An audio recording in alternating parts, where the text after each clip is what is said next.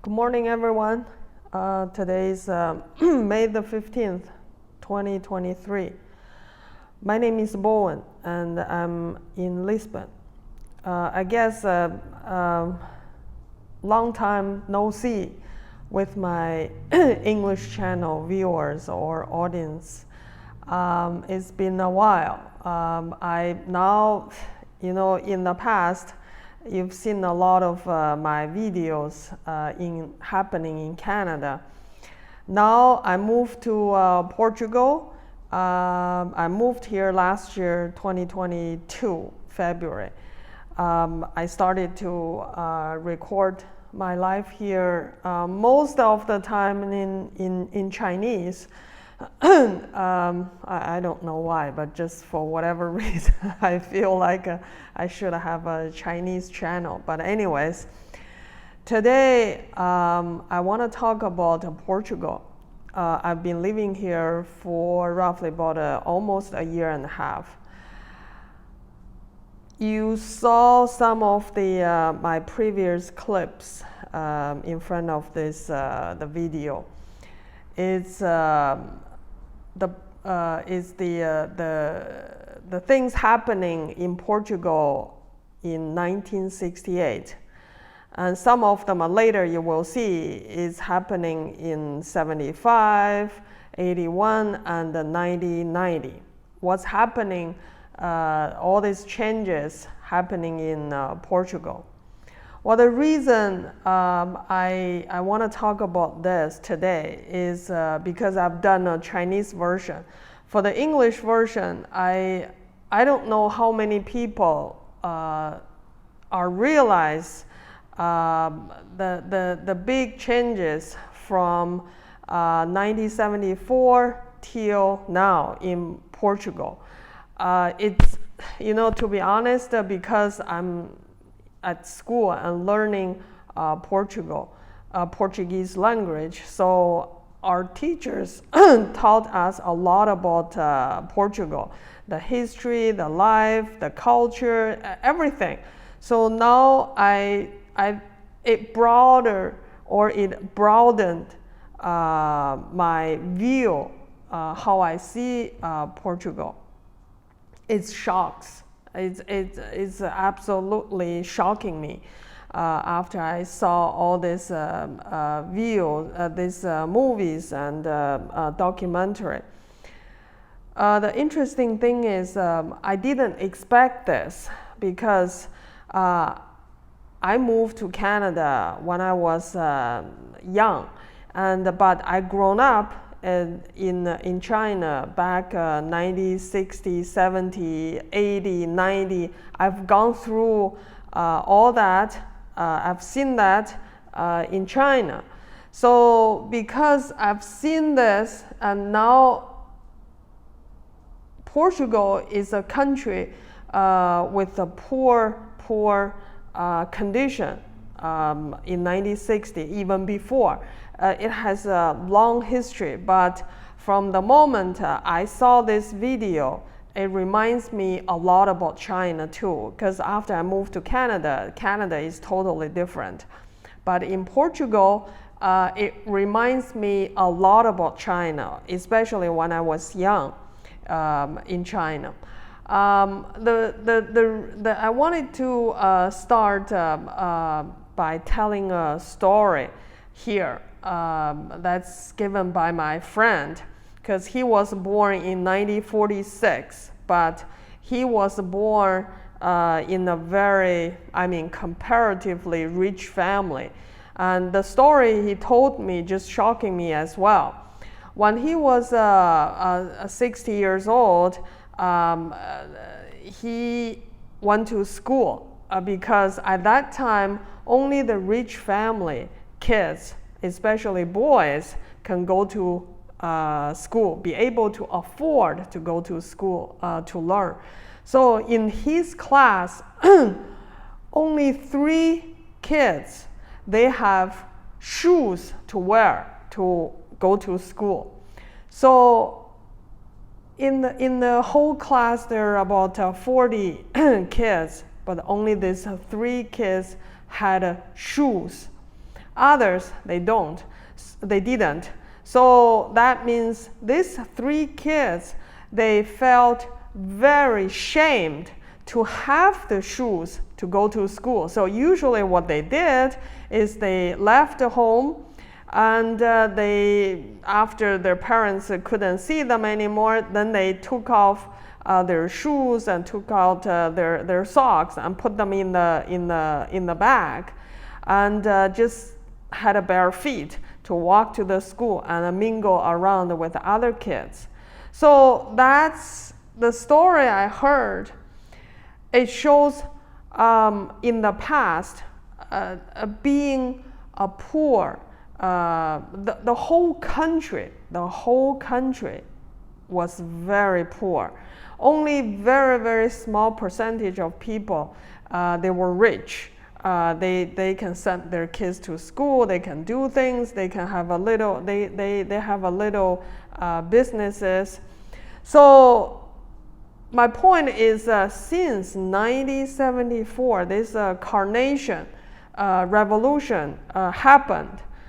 The Portugal system from the very extreme authoritarian government becoming a democratic government, the whole system, the whole country started to grow and started to change. Like I have seen back home in China in 1980. So if you think about this, Portugal from 74, from the time the revolution till now, that only been about 49 years. And what has changed the country is dramatic. But compared to other developed countries, especially like Canada or United States or other European countries, Portugal is still a poor, I mean, not really poor, but comparatively a country without a lot of, I would say, a big development.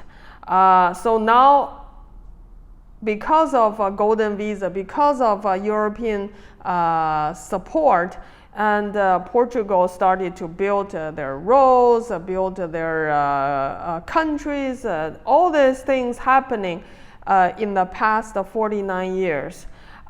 Because myself been living here, so I've seen that.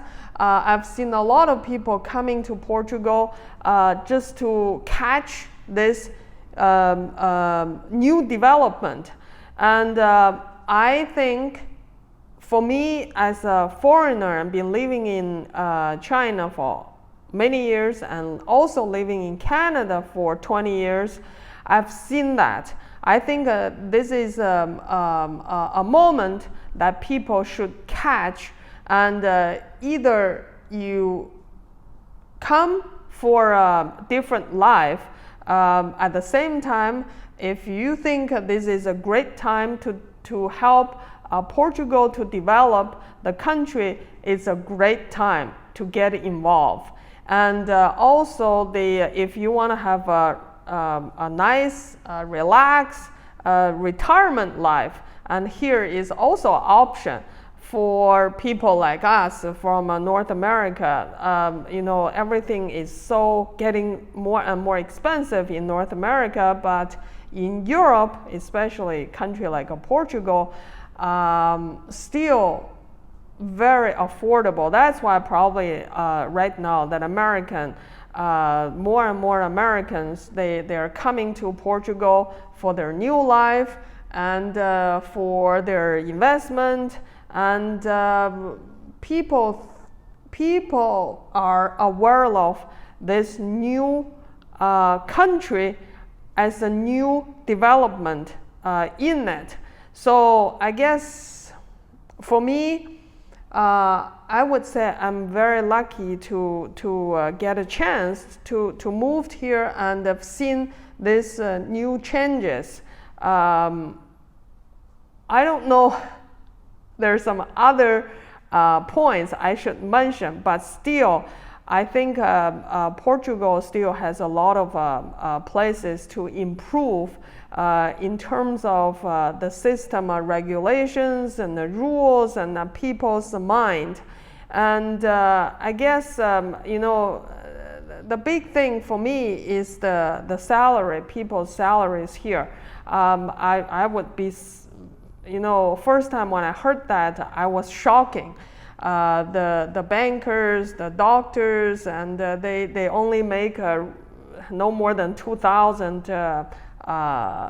euros per month. For me, this, in some extent, is not a good thing for the country. I'm not saying this is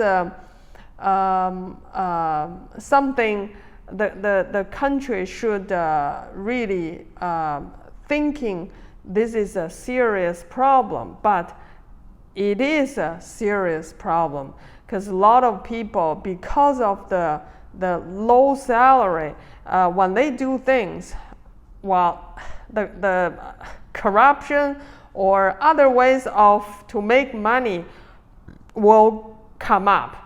So this is sort of human nature, right? Once you think, Canada, if it's a doctor, I can make 300,000 per year, but here you only make 20,000 or 30,000.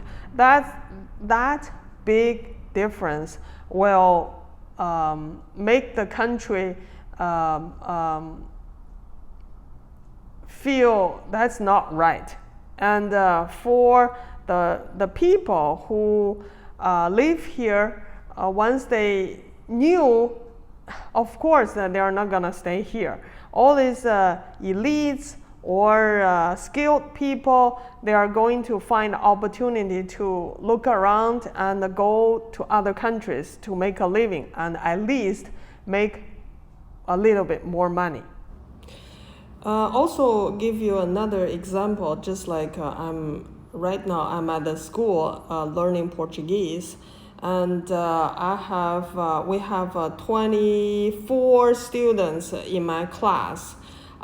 They are from Ethiopia, Tunisia, Pakistanis, and Indian, and most of them, okay, they're here trying to get the passports, and after that they want to move to Canada, US, and other countries. So for me, I think this is very unfair for Portugal. So, this is the situation. Maybe the government should look into more. Okay, that's it for today. See you next time.